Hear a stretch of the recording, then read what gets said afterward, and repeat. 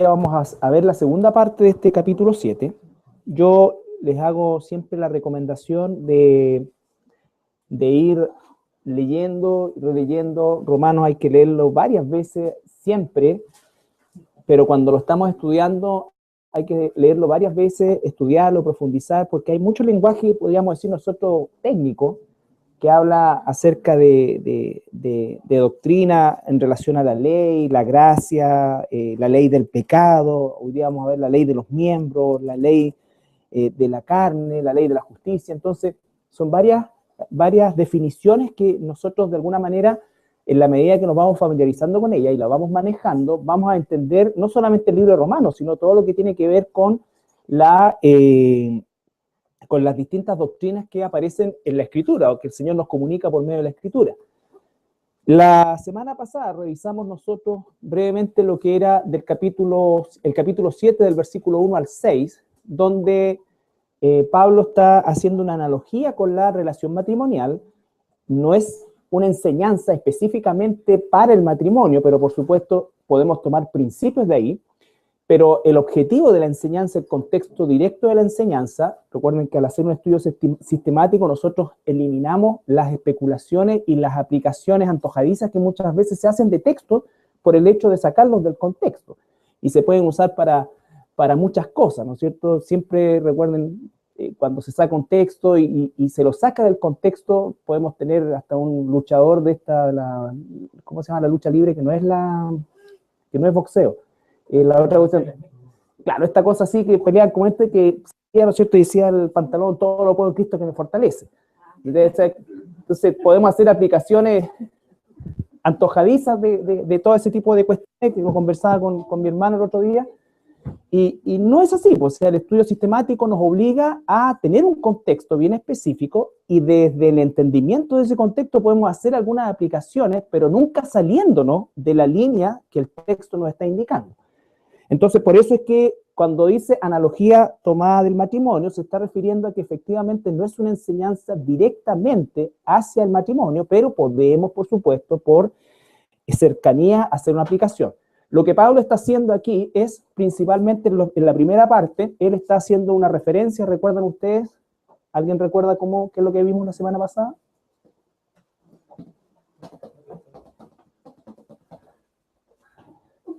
Vimos principalmente, ¿no es cierto?, lo que significaba estar casado con el mundo, que era nuestra relación anterior, y cómo legalmente, ¿no es cierto?, nosotros morimos a esa relación cuando el Señor nos sacó de esa relación, ¿no es cierto? No podíamos salir por nosotros mismos. Entonces, Él en su infinita misericordia y soberanía, Él nos sacó de esa relación y nos unió a Él, ¿no es cierto? Por lo tanto, ya no somos esclavos del pecado, sino que somos siervos de la justicia, que es lo que hemos venido viendo a lo largo de todo el estudio de Romanos, ¿ya?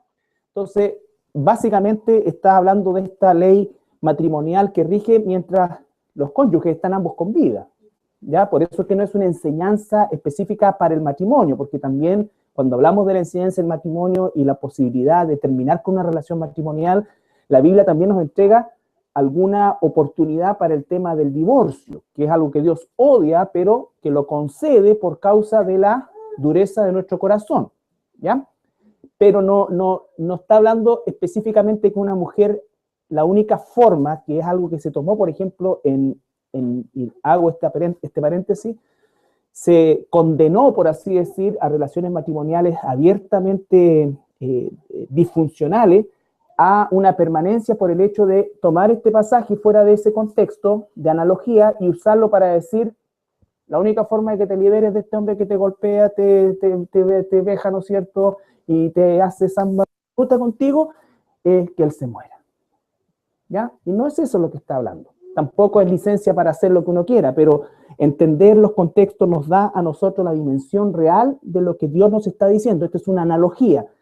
Una persona que estaba casada, ¿no es cierto?, su marido muere o su esposa muere, y en esa condición entonces él recién está libre para una nueva relación, por así decirlo. Ahora, ¿qué significa eso? Que nosotros operamos bajo los principios absolutos. Nosotros estábamos absolutamente perdidos, casados con el mundo, hijos de maldición, hijos de ira, ¿no es cierto?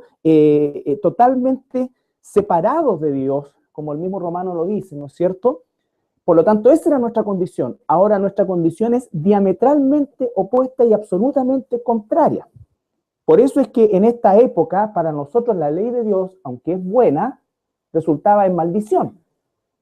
Porque al no poder cumplirla, nosotros, la ley nos castigaba aún más. ¿Se entiende eso? ¿Estamos claros con eso? Ya. Entonces, lo que vamos a ver ahora en la segunda parte, dice relación con la lucha entre la carne y el espíritu.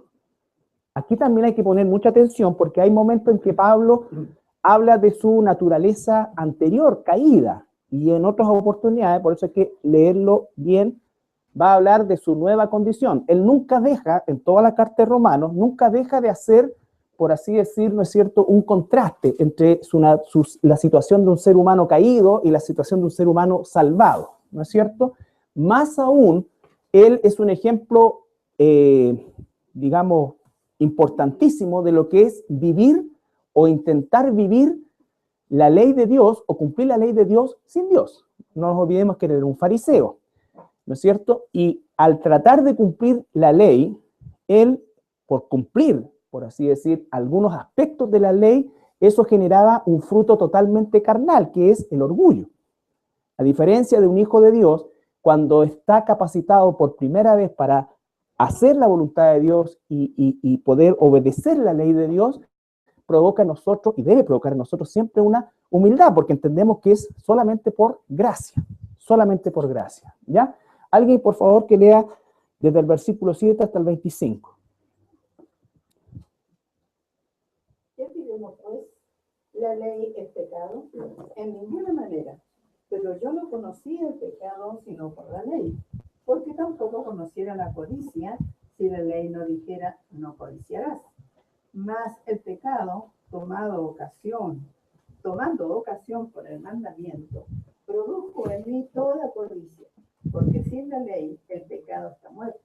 Y yo sin la ley vivía en un tiempo, pero venido el mandamiento, el pecado revivió y yo morí. Y allí que el mismo mandamiento que era para vida, a mí me resultó para muerte. Ahí él está hablando de su situación pasada, ¿no es cierto? El mandamiento que produce vida, pero para él resultaba en muerte. ¿Por qué? Porque él estaba tratando de cumplirlo, muerto espiritualmente. Porque el pecado, tomando ocasión por el mandamiento, me engañó y por él me mató. De manera que la ley a la verdad es santa y el mandamiento santo, justo y bueno. Luego, lo que es bueno vino a ser muerte para mí en ninguna manera, sino que el pecado, para mostrarse pecado, produjo en mí la muerte por medio de lo que es bueno, a fin de que por el mandamiento el pecado llegase a ser sobremanera pecaminoso.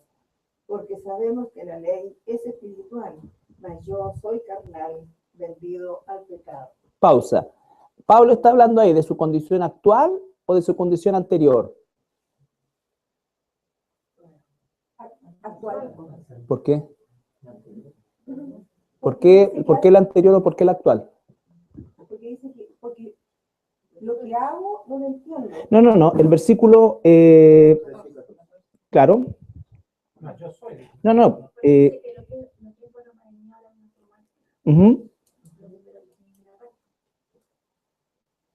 En la primera parte dice, mira, el versículo 14, porque sabemos que la ley es espiritual. ¿Estamos claros con eso? Ya. Mas yo soy carnal, vendido al pecado. Está hablando antes de ser salvo o después de ser salvo. Antes de ser salvo, porque alguien que está vendido es esclavo del pecado en este caso. Por eso tenemos que aprender nosotros a entender, él está haciendo una enseñanza correlativa, está escribiendo una carta de donde nosotros tenemos doctrina, pero no debemos olvidar eso, por eso tenemos que hacer un análisis de las palabras y no confundirnos. Él de repente habla desde una posición, después habla desde otra. ¿Por qué sabemos que es así además? Porque el capítulo 8, versículo 1 y 2, ahí mismo en Romano. Ahora pues, ninguna condenación hay para los que están en Cristo Jesús, los que no andan conforme a la carne, sino conforme al Espíritu. porque la ley del Espíritu de vida en Cristo Jesús me ha librado de la ley del pecado y de la muerte. ¿No es cierto? Y el 3. Porque lo que era imposible para la ley, por cuanto era débil por la carne, Dios, enviando a su Hijo en semejanza de carne de pecado, y a causa del pecado, condenó al pecado en la carne. Versículo 4. Para que la justicia de la ley se cumpliese en nosotros, que no andamos conforme a la carne, sino conforme al Espíritu. Entonces, ¿cómo diría? ¿Ando yo conforme a la carne o conforme al Espíritu? Conforme al Espíritu, porque ya hemos muerto a la ley del pecado. Eso es lo que Pablo quiere que entendamos, es una situación absoluta. Aunque, ¿y por qué nosotros todavía somos pecadores? Porque llevamos este tesoro en un vaso de barro. La última parte de nuestra salvación es la glorificación, ¿no es cierto? Fuimos ya, cuando el Señor nos llama, nos saca de esta ley del pecado, Él nos salva de la culpa del pecado. Por eso es que a veces se usa la palabra salvo o salvarnos para gente que ya es salvo. Entonces alguien dice, ¿viste? Entonces esa persona, ¿cómo dice que es salvo? Entonces no son salvos. No, lo que está hablando es de la última parte de la salvación, que habla de la redención del cuerpo. Vamos a ir a 1 Corintios, capítulo. Carlito, pero ahí en el versículo 9 y 10, él habla en pasado, dice, y yo si la ley vivía en un tiempo, pero venía del mandamiento, el pecado vivió y yo morí. Claro, pero ¿cuándo él vivía sin la ley? Porque él está hablando de la conciencia de la ley. Él, claro, cuando era un niño, vivía sin la ley, en el sentido, digamos, de lo que significa eso. Él está hablando también, por ejemplo, de qué pasaba cuando vivía sin la ley una persona, cuando no había ley. ¿Eran pecadores? Sí, pues. O sea, sí era, Pero no había una tipificación del pecado. Por lo tanto, cuando apareció la ley, tipificó el pecado y lo condenó. Exacto. Por ejemplo, todo el mundo sabía que matar era malo, robar era malo, todas esas cosas, pero hasta que no hubiera una tipificación del pecado que condenara eso, entonces la persona quedaba absuelta, aunque era pecador. Lo que llamamos hoy día nosotros en nuestra legislación humana los vacíos legales. ¿No es cierto? Cuando una persona sabemos que cometió un delito, sabemos que es corrupción, sabemos que eso, pero no existe una ley que se le pueda aplicar, entonces queda. Bien, y ahí tenemos la famosa frase, bueno, esto es inmoral, pero es legal. ¿Ya? Penta, teta, cuatra y todos los demás cosas y todos los que quieren hablar, ¿no es cierto? Y que finalmente todo el mundo sabe que todo esto es corrupción, lo que pasa es que hasta los pillaron nomás. Pero todo se mueve así, pero ¿por qué entonces somos tan malos que hay que cada vez hacer leyes más específicas para el tipo de maldad que hacemos? ¿Ya? Imagínate que todavía hoy día nosotros tenemos un inmenso vacío legal y los mocosos de 12 años ya son hábiles delincuentes. ¿Pero qué se le puede hacer? No la sacan ni, como se dice vulgarmente, ni por curado. No importa que haya matado, robado, entrado, violado, todo, pero tiene 12 años, tiene 13 años. ¿Qué es lo que va a tener que pasar? Van a tener que bajar la edad de imputación. ¿Cuándo se hubiese pensado eso? Hace 50 años atrás. No estamos hablando del año 1600, no estamos hablando hace un par de décadas atrás. Entonces, entender este concepto. 1 Corintios capítulo 15, versículo 51 al 58. Todo el capítulo 15 habla de la resurrección. Tú y yo hemos muerto a la ley del pecado. La ley del pecado nos hacía andar en la carne. ¿Un cristiano puede cometer pecado? Sí, pero no anda en la carne. No anda en la carne, anda en el espíritu. ¿Ya? ¿Y cómo sabemos que anda en el espíritu? Arrepentimiento, confesión de pecado, abogado para el Padre tenemos a Jesucristo al justo. ¿Ya? Significa eso, dice el mismo Pablo, que entonces como ahora tengo a Jesús como abogado, ¿no es cierto? ¿Qué supone tener a Jesús como abogado? Que no vaya a perder ningún juicio. Entonces, bienvenido el pecado. La respuesta es no, porque un verdadero cristiano no va a querer pecar deliberadamente. Nunca.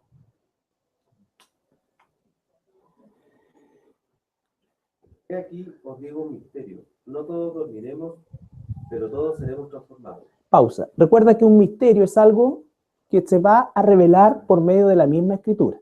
Cuando el profeta Daniel, por ejemplo, escribe su libro, él recibe una cantidad de información que al final él trata de preguntar, bueno, ¿y cómo hacer esto? Y el Señor, ¿qué le dice? ¿Recuerdan que le dice? Oye, esto no es para ti, Daniel, tranquilo nomás.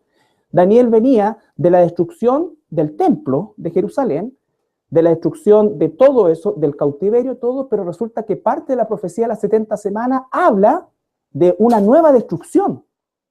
Y después habla de otra destrucción. Cuando habla del tiempo del anticristo, dice, a la mitad de la semana va a cesar el sacrificio. ¿Cómo? No entiendo si no hay templo. ¿Te das cuenta? No entendía eso. Para nosotros hoy día ya no es un misterio. Y esto no se pudo revelar completamente hasta que Israel no volvió a ser nación. Por eso cuando uno estudia, por ejemplo, la historia de los teólogos protestantes de la Reforma, se encuentra con una escatología, que es el estudio de los últimos tiempos, tan deficiente, porque para ellos Israel no existía en el panorama bíblico, en absoluto. Entonces comenzaron a existir todas estas tonteras de que Israel reemplazaba a la iglesia, que la iglesia reemplazó a Israel y todo. Y lógico que era lo único que tenían, pero hoy día nosotros, en un día, hace 70 años atrás, Israel volvió a ser nación, entonces todo se activa, y hoy día que estamos a puertas de que se construya el tercer templo, entonces la realidad de que se reanuden los sacrificios está ahí. Pero Daniel no lo entendió. Entonces cuando hablamos del rapto y todo esto, que es la transformación, obviamente nosotros tenemos una situación que nadie puede realmente imaginar, pero va a suceder. No todo lo que la Escritura nos dice lo entendemos, pero no por eso podemos ni debemos obviarlo. Te pregunto, ¿la Biblia enseña la elección? Que el año pasado produjo tantos traumas y casi suicidio colectivo, ¿no es cierto? Y algunos prendieron la llave del gas y toda la cuestión. La Biblia lo enseña ampliamente, de pe a pa. ¿La entiendo completamente? No.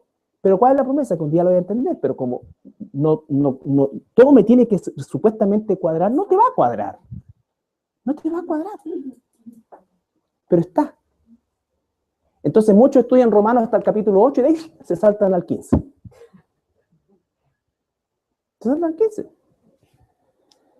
Dice, es un misterio. Pero ¿qué es lo que vamos a sacar en concreto de esta situación? Que es un misterio, pero tenemos suficiente antecedente para saber qué va a pasar.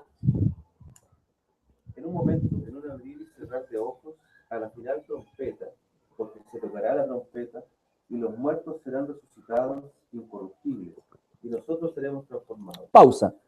Resurrección, transformación. Los que ya hayan muerto en Cristo, que la Biblia le llama en este sentido que están durmiendo, ¿no es cierto?, van a ser resucitados, y los que quedemos seremos transformados. ¿Ya? Porque es necesario que esto corruptible se vista de incorrupción y esto mortal se vista de inmortalidad. Y cuando esto corruptible se haya vestido de incorrupción y esto mortal se haya vestido de inmortalidad, entonces se cumplirá la palabra que está escrita. Sórdida es la muerte en victoria. Ya. ¿Cuál es la parte corruptible que nos queda a nosotros? El cuerpo, ¿no es cierto? El cuerpo.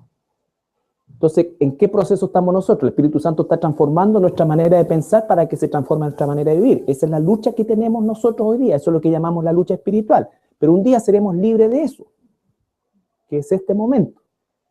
¿Ya?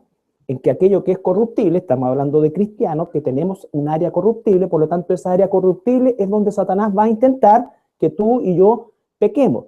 Pero tenemos poder para sujetar eso corruptible a la ley de Dios. Poder que no teníamos antes porque éramos esclavos del pecado. Ahora somos esclavos de justicia. Y como somos esclavos de justicia, el Espíritu Santo entonces en nosotros opera lo que nos era imposible. Por eso es que tratar de cumplir la ley, muerto espiritualmente, es un suicidio, desde el punto de vista de que nos condena más. ¿Ya? ¿Dónde está, oh muerte, tu aguijón? ¿Dónde, oh sepulcro, tu victoria? Ya que el aguijón de la muerte es el pecado, y el poder del pecado, la ley. ¿Por qué el poder del pecado la ley?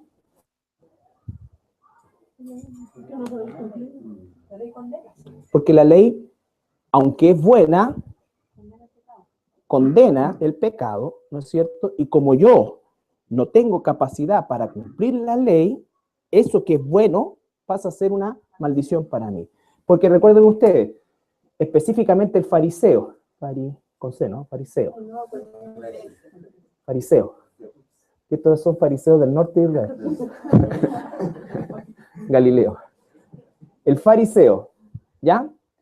¿Sabes que yo sufrí tanto con la ortografía? Odio la ortografía. Y nadie entendía, este cabrón, ¿cómo lee tanto y tan mal ortografía? Fallado. El fariseo cumplía la ley moralmente, pero le era imposible cumplirla espiritualmente. Y no la cumplía toda, por supuesto que no, porque eran hipócritas, ¿no es cierto? Como muchos que se las dan de muy morales, pero finalmente también son hipócritas, porque sabemos que es así en nuestra propia naturaleza. Moralmente significaba que muchas veces la acción no se ejecutaba, pero cuando llega Jesús, descubre esta parte, ¿no es cierto?, que es espiritual, entonces él dice, va a la raíz. Entonces, oíste que fue dicho, no mates, pero yo te digo que si tú piensas hacerlo, ya lo hiciste. Eliminó toda posibilidad de que esto fuera algo, ¿no es cierto?, que Dios aceptara por el solo hecho de no haberlo hecho en cuanto a la acción.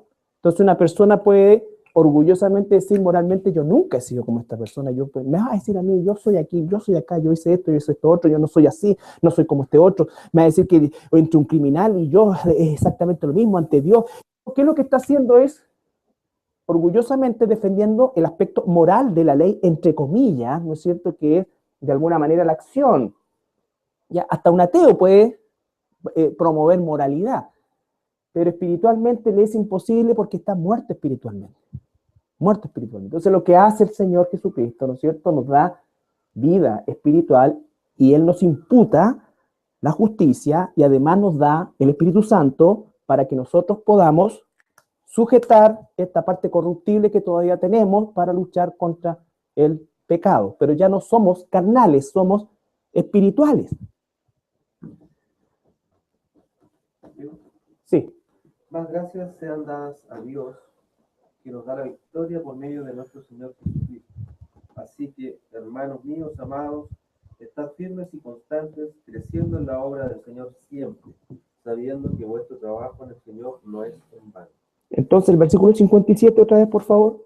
Más gracias sean dadas a Dios, que nos da la victoria por medio de nuestro Señor Jesucristo. Ya, ahora vuelve al capítulo 7, versículo 25, para leerlo. Gracias doy a Dios por Jesucristo, Señor nuestro. Así que yo mismo, con la mente, sirvo a la ley de Dios, más con la carne a la ley del pecado. ¿No es cierto? Entonces está volviendo a esta situación controversial de encontrarse en esta naturaleza espiritual, ¿no es cierto?, y carnal, aunque no es ya carnal, porque dice que ya no andamos en la carne, andamos en el espíritu. No cuadra todo. ¿Por qué? Porque nosotros tenemos las dos cosas, o vivimos las dos cosas, y tenemos una condición, algo que nunca hemos, o sea, una experiencia que nunca hemos tenido. Jamás nadie en este planeta ha tenido la experiencia de vivir sin pecado. Es lo único que conocemos. ¿Me entiendes? Entonces, el espíritu mora dentro de este tabernáculo o este vaso de barro, dice, este tesoro está en un vaso de barro, ¿no es cierto? Pero cuando esto corruptible sea transformado, entonces recién podemos nosotros mirar a la muerte y decir, ya no tiene nada que ver con nosotros, porque no hay ninguna parte de donde el pecado todavía se pueda agarrar, todavía hay una parte corruptible en nosotros, por eso dice el Señor en Romanos 12, 1, 2, ¿qué cosa? Cambien su manera de pensar, porque a la medida que cambia mi manera de pensar, recuerden que la palabra carne, ¿no es cierto?, tiene dos lecturas, la palabra sark y la palabra soma. No sé si es con dos M, pero soma, ¿ya? Esta es lo que significa principalmente la mente o la ideación, y esto es lo que es la acción. Ambas están íntimamente ligados. Normalmente lo que pensamos es finalmente lo que hacemos.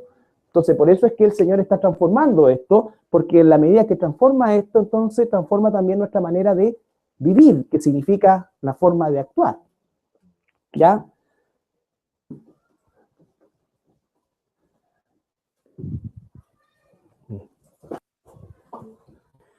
Bueno, vimos ya 1 Corintios.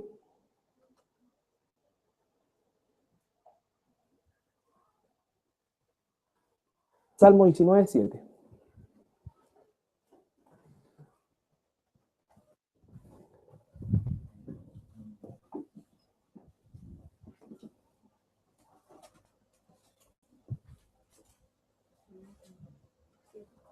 Salmo 19, 7.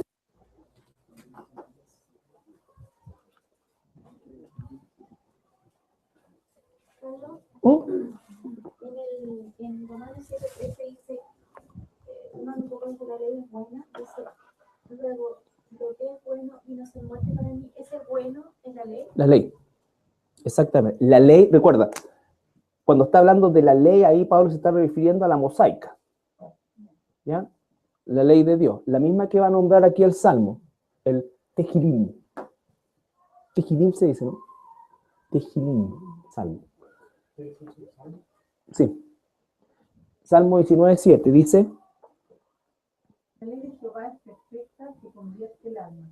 El testimonio de Jehová es fiel, que hace sabio al sencillo. exacto, esa es la ley, ¿no es cierto? Ahora, como yo ya estoy muerto a la ley del pecado y estoy vivo a la ley de la justicia, como ya mi anterior esposo, que era el mismo diablo, ya, por lo tanto, hoy día soy y estoy desposado, morí a esa relación, morí a esa relación, ahora estoy vivo a mi relación eterna con nuestro Señor Jesucristo, ¿ya? No porque quise, Él tuvo misericordia de mí, me sacó todo, pero soy parte de la novia de Cristo ahora que se llama la iglesia. Como estoy en esa condición, entonces todos estos versículos que sin el Espíritu Santo son maldición para mí, ahora son bendición. La ley para mí ya no es muerte, sino que es vida. Ya no es algo, ¿no es cierto?, que en definitiva yo rechace, sino que es santa, es buena, es espiritual, porque yo ahora soy espiritual, entonces todo lo espiritual se acomoda a lo espiritual. Ahora me deleito en la ley de Dios y le sirvo a Dios por medio de el cumplimiento de esa ley. En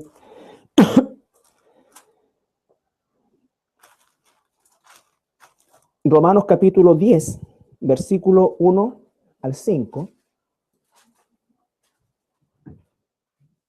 Romanos capítulo 10, versículo 1 al 5.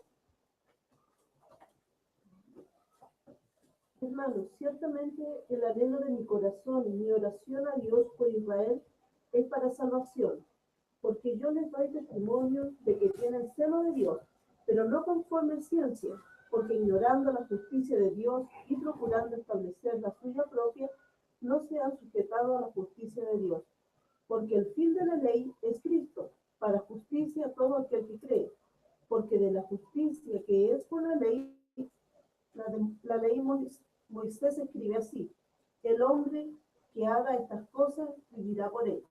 ¿Ya? El hombre que haga estas cosas vivirá por ella. Ahora, ¿nosotros vivimos por la ley?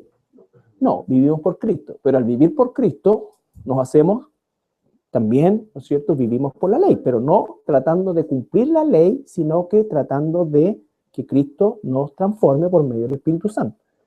Entonces, todo gira en torno a nuestra sujeción a Cristo. Yo no puedo tratar de cumplir la ley de Dios separado de Dios, aún siendo cristiano. Por eso es que necesito buscarle, necesito que Él me transforme, necesito obedecer. El que me ama obedecerá mis mandamientos, mi ley. Y eso significa entonces que el obedecer sus mandamientos hace que el Espíritu Santo perfeccione mi vida cada vez en la dirección, nunca perfecto, pero en la dirección de que estoy verdaderamente viviendo por la justicia de Dios.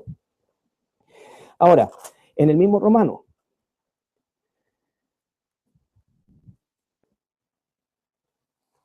capítulo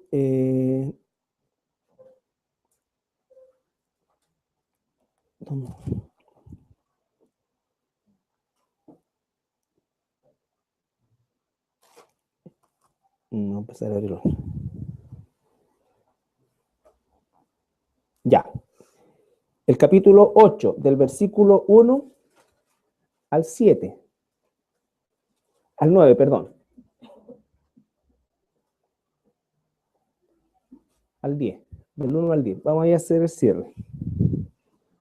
Ahora pues, ninguna condenación hay para los que están en Cristo Jesús, los que no andan conforme a la carne, sino conforme al Espíritu. Ahí está. Ninguna condenación hay para nosotros. El beneficio, por eso es que la ley ahora para mí es vida santa, buena, espiritual, me deleito y le sirvo. ¿Por qué? Porque ya no estoy bajo condenación. ¿Por qué no estoy bajo condenación? Porque fui rescatado de la ley del pecado y ahora vivo por la ley de la justicia. Ahora soy parte de la novia de Cristo y no soy esposo del diablo o esposa del diablo.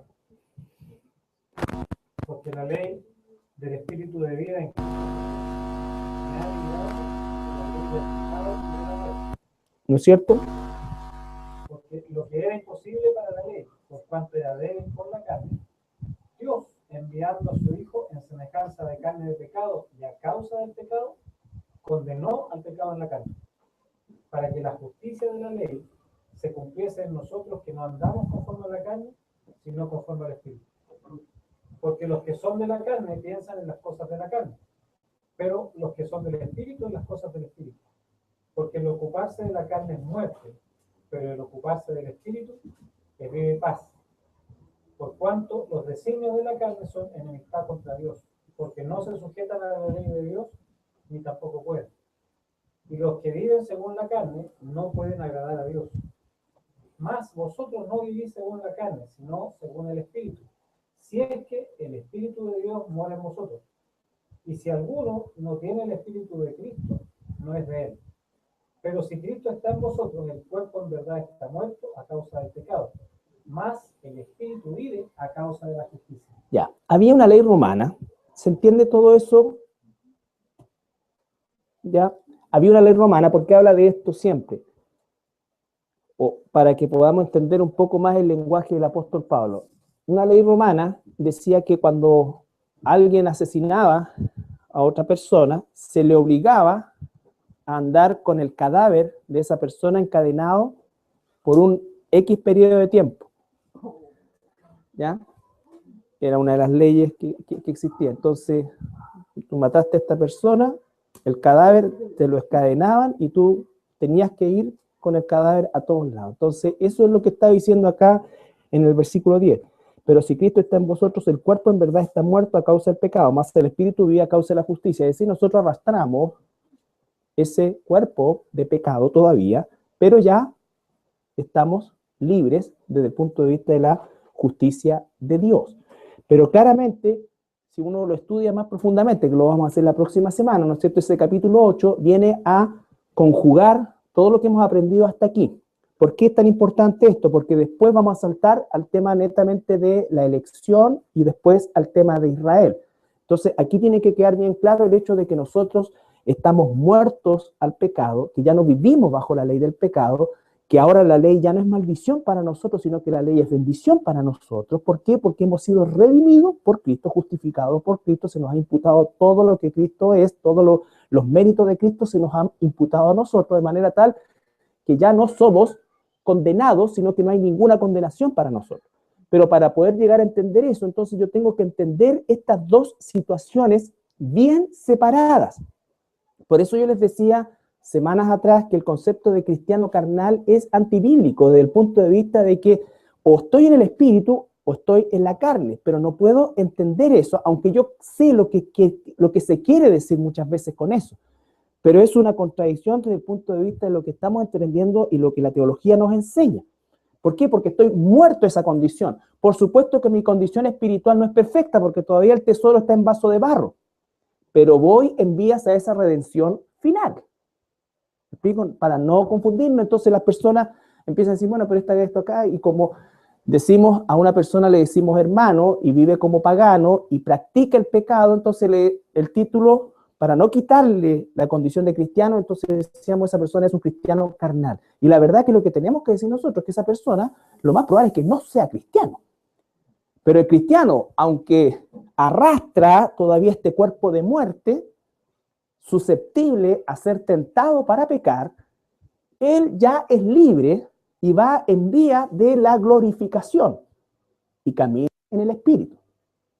Por supuesto que no piensas todo el día en lo espiritual, pero si se hiciera una holter de sus pensamientos como cristiano, tendría que dar como resultado un alto porcentaje del día pensando en hacer la voluntad de Dios, y por supuesto que gastaría un porcentaje del cual nos avergonzaríamos, ¿no es cierto?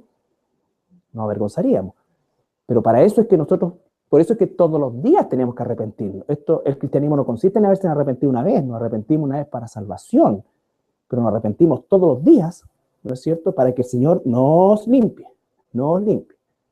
¿Ya? Entonces, esa es la situación en relación al capítulo 7, y leímos esta primera parte de los 10 versículos del capítulo 8 para entender bien esto, para que nosotros sepamos, porque las situaciones son, acuérdense ustedes, siempre cuando hablamos de doctrina, y específicamente en estas áreas, nosotros nos encontramos con conceptos absolutos. Una persona o está salvada o está perdida. O anda en la carne o anda en el espíritu. O es esclava del pecado o es esclavo de justicia. Por eso es que es tan importante la analogía por el matrimonio, porque no habla de un divorcio, habla de una muerte, de algo que ya no tiene ningún poder sobre nosotros. ¿Ya? Bien. Preguntas al correo iglesiacristiana@. No.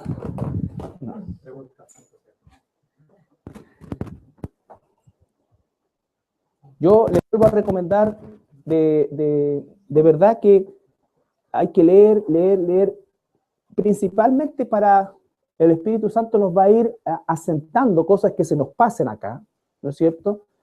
Pero, y además nos vamos a ir familiarizando con este lenguaje técnico que se repite y que muchas veces parece, ¿no es cierto?, una constante parafraseo nomás, o como juegos de palabras que hace Pablo. Pero Pablo, toda la carta de Romanos, por lo menos hasta esta altura, no, en realidad toda la carta de Romanos, él normalmente hace contraste, ¿no es cierto?, contraste, y además se hace pregunta. Vamos a llegar al punto donde va a decir entonces, Dios ha desechado a Israel, y él mismo se responde y dice, no, ¿cierto? No. ¿Será entonces que porque para que la gracia abunde el pecado tengo que pecar? No, y va creando esos diálogos propios, pero que en definitiva representan las preguntas generales que nosotros habitualmente nos vamos a hacer. Bien.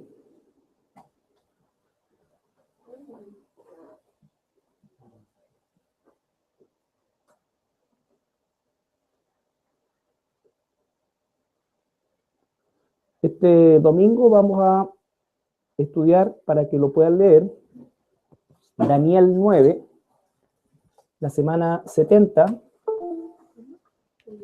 Daniel 9, la semana 70, para entender de dónde vienen estos 7 años de tribulación. Recuerde que no estamos tomando todo el panorama para que podamos nosotros entender que el rapto no es una doctrina antojadiza sacado de 2 o 3 versículos.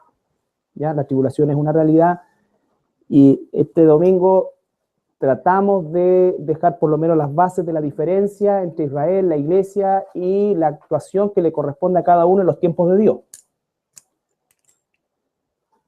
Bien. Daniel 9. Bueno, son 12 capítulos de Daniel. Si lee los 12 capítulos, de aquí al domingo, de más. Daniel es uno de los libros más entretenidos de la Biblia.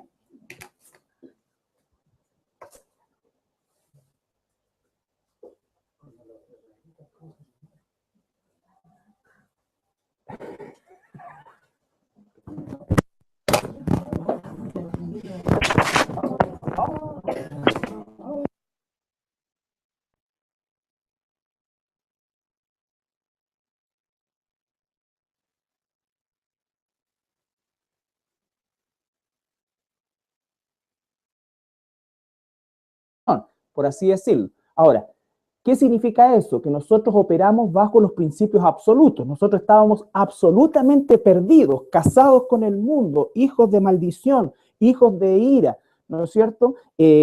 Totalmente separados de Dios, como el mismo Romano lo dice, ¿no es cierto? Por lo tanto, esa era nuestra condición. Ahora nuestra condición es diametralmente opuesta y absolutamente contraria. Por eso es que en esta época, para nosotros la ley de Dios, aunque es buena, resultaba en maldición. porque al no poder cumplirla, nosotros, la ley nos castigaba aún más. ¿Se entiende eso? ¿Estamos claros con eso? Ya. Entonces, lo que vamos a ver ahora en la segunda parte, dice relación con la lucha entre la carne y el espíritu. Aquí también hay que poner mucha atención porque hay momentos en que Pablo habla de su naturaleza anterior, caída, y en otras oportunidades, por eso hay que leerlo bien, va a hablar de su nueva condición. Él nunca deja, en toda la carta de Romanos, nunca deja de hacer, por así decirlo, hacia el matrimonio, pero podemos, por supuesto, por cercanía, hacer una aplicación. Lo que Pablo está haciendo aquí es, principalmente en la primera parte, él está haciendo una referencia, ¿recuerdan ustedes? ¿Alguien recuerda qué es lo que vimos la semana pasada?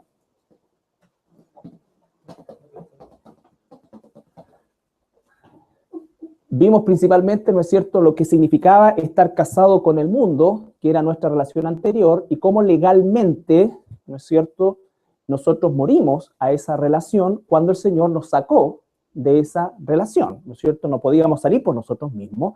Entonces, Él en su infinita misericordia y soberanía, Él nos sacó de esa relación y nos unió a Él, ¿no es cierto? Por lo tanto, ya no somos esclavos del pecado, sino que somos siervos de la justicia, que es lo que hemos venido viendo a lo largo de todo el estudio de Romanos, ¿ya? Entonces, básicamente está hablando de esta ley matrimonial que rige mientras los cónyuges están ambos con vida, ¿ya? Por eso es que no es una enseñanza específica para el matrimonio, porque también cuando hablamos de la enseñanza, vamos a ver la segunda parte de este capítulo 7. Yo les hago siempre la recomendación de ir leyendo, releyendo. Romanos hay que leerlo varias veces, siempre, pero cuando lo estamos estudiando hay que leerlo varias veces, estudiarlo, profundizar, porque hay mucho lenguaje, podríamos decir nosotros, técnico, que habla acerca de doctrina en relación a la ley, la gracia, la ley del pecado. Hoy día vamos a ver la ley de los miembros, la ley de la carne, la ley de la justicia. Entonces, son varias definiciones que nosotros de alguna manera, en la medida que nos vamos familiarizando con ella y la vamos manejando, vamos a entender no solamente el libro de Romanos, sino todo lo que tiene que ver con con las distintas doctrinas que aparecen en la Escritura, o que el Señor nos comunica por medio de la Escritura. La semana pasada revisamos nosotros brevemente lo que era el capítulo 7, del versículo 1 al 6, donde Pablo está haciendo una analogía con la relación matrimonial.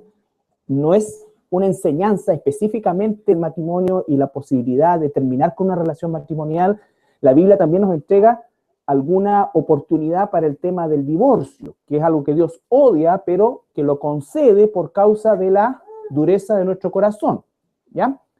Pero no está hablando específicamente que una mujer, la única forma, que es algo que se tomó, por ejemplo, y hago este paréntesis, se condenó, por así decir, a relaciones matrimoniales abiertamente disfuncionales, a una permanencia por el hecho de tomar este pasaje fuera de ese contexto de analogía y usarlo para decir, la única forma de que te liberes de este hombre que te golpea, te veja, ¿no es cierto?, y te hace samba puta contigo, es que él se muera, ¿ya? Y no es eso lo que está hablando. Tampoco es licencia para hacer lo que uno quiera, pero entender los contextos nos da a nosotros la dimensión real de lo que Dios nos está diciendo. Esto es una analogía. Una persona que estaba casada, ¿no es cierto?, su marido muere o su esposa muere, y en esa condición entonces él recién está libre para una nueva relación, para el matrimonio, pero por supuesto podemos tomar principios de ahí, pero el objetivo de la enseñanza, el contexto directo de la enseñanza, recuerden que al hacer un estudio sistemático nosotros eliminamos las especulaciones y las aplicaciones antojadizas que muchas veces se hacen de textos por el hecho de sacarlos del contexto, y se pueden usar para muchas cosas, ¿no es cierto? Siempre recuerden, cuando se saca un texto y se lo saca del contexto, podemos tener hasta un luchador de ¿cómo se llama la lucha libre? Que no es boxeo. La otra cosa, claro, esta cosa así que pelean con que, ¿no es cierto? Decía el pantalón, todo lo puedo en Cristo que me fortalece. Entonces podemos hacer aplicaciones antojadizas de todo ese tipo de cuestiones que yo conversaba con mi hermano el otro día, Y no es así, pues, o sea, el estudio sistemático nos obliga a tener un contexto bien específico y desde el entendimiento de ese contexto podemos hacer algunas aplicaciones, pero nunca saliéndonos de la línea que el texto nos está indicando. Entonces, por eso es que cuando dice analogía tomada del matrimonio, se está refiriendo a que efectivamente no es una enseñanza directa